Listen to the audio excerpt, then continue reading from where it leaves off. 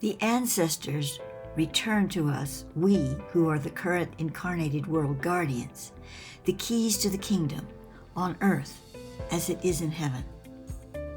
We cannot become the new Elohim until we first accept the passage of the old culture into the hands of the new millennium. As Elohim world creators, so we will design a new heaven and earth with the divine codes that are now birthing in the universe.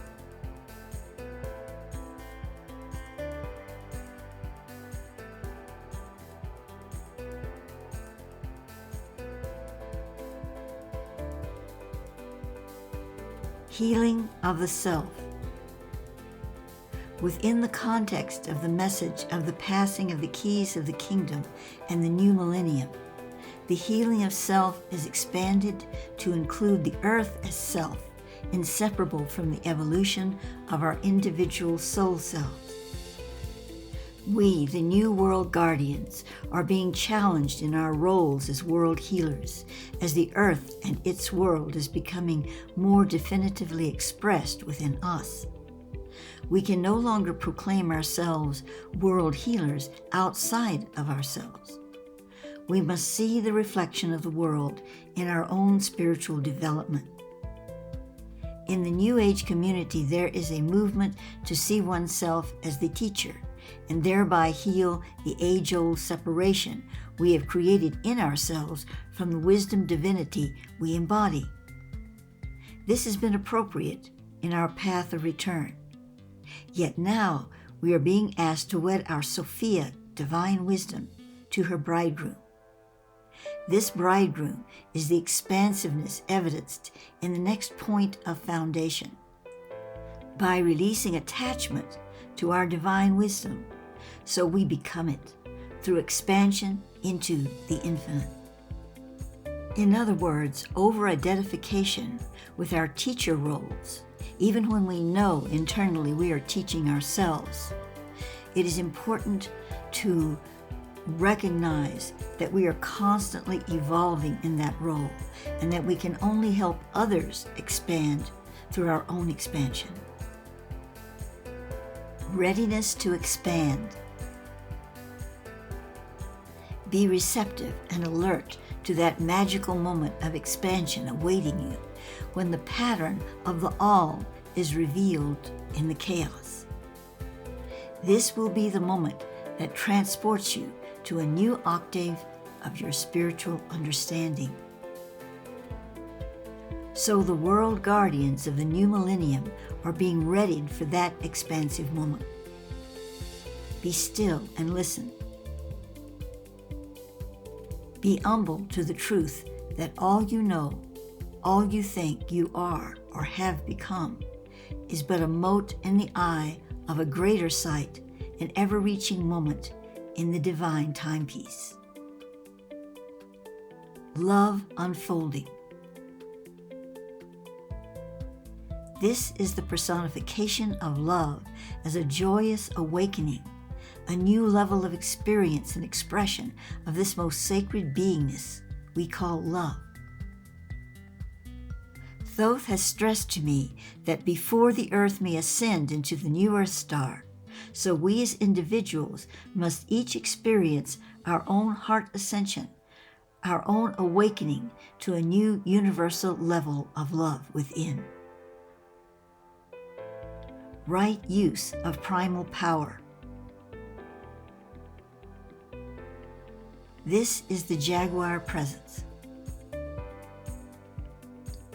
The last of the 4 points of foundation is the right use of primal power, here exemplified by the jaguar as a symbol of the creature within us that demands generative forms of power. We feed the beast, not understanding that his true role is to help us resolve our conflict between spirit and matter. The primal element of our nature is, like the symbol of the jaguar, the ultimate shapeshifter, and yet we choose to let him devour our earth rather than unchain him and give him the freedom to perform his true role.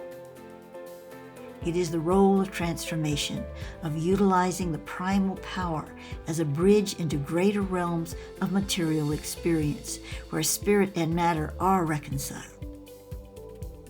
Thoth teaches that matter does matter. It contains spirit, and really it is spirit in a more dense form, and therefore it is divine. The seed of new creation.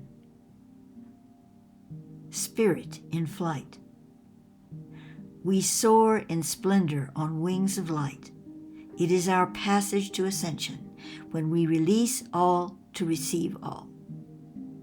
In doing so, we reconcile our duality and harmonize these two forces like two wings moving in unison and in true partnership, so that they may serve to transport us into our greater space within the new Earth star. Now in 2023, we find ourselves at the pinnacle of the defining moment. There is no wavering. There is no time to consider our resolve. It is only time to act, not desperately, but with great inner peace and love of who we are and knowledge of who we are as individuals, and yet accepting that our path has many crooks and crannies in it that need to be received with love, but also keenly understood and reconciled in our heart of hearts. We are going to be receiving messages from on high that we never received before, that will startle us at times. And yet these messages will be delivered by a loving voice within us. Listen to that voice and become your own messenger. What is before us will be difficult in our ability to love one another. And I'm not speaking of loving your kindred, those who you connect to and feel a soul kinship, but how you experience what you perceive as the other, those incarnated souls who just seem to completely baffle you, to upset you, to repel you. We've always had people like that in our lives, and we have a difficulty in recognizing that we're all one spirit, which is the truth, of course. And there are times when it's just difficult to deal with those people in our lives. But now there's going to be so many of them. And that's not that they weren't there before, but they will be recognizable now. They will come into our face, into our lives, into our presence, and we will have to be strong. And when I say that, I mean be strong in the loving vibration that we radiate toward them. That's not to excuse their behavior or to accept their belief systems or any of that. It is simply to recognize that these souls need their space to evolve, and yet we are not to give them our space. That's a fine line we must walk, and more than ever, we will have to walk it now. And there is also the fact that we are all walking through these paths of discernment. And especially now when all the masks are on, and I speak that metaphorically but also physically, so that we may feel we're so sure about something or some person, and this is how it is, and it may not be that way. You may have to change your belief or adjust it to some degree in order to truly see how things are.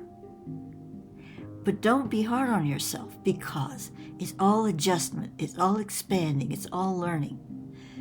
You need to be true to your core resonance, that deep inner self that guides your compass. But that core resonance may not always be represented in your outer perceptions. So it is reconciling the outer with the core. And when you are able to do that, a lot of your perceptions will probably change. And those that remain, which are the ones that are closest to your core expressions of spirit, they will become more dimensional. And so as we become more aligned to our core resonance and thus our truer perceptions, we will remove ourselves from the fray. While there still may be increasing chaos around us, within us, the calm will pervade.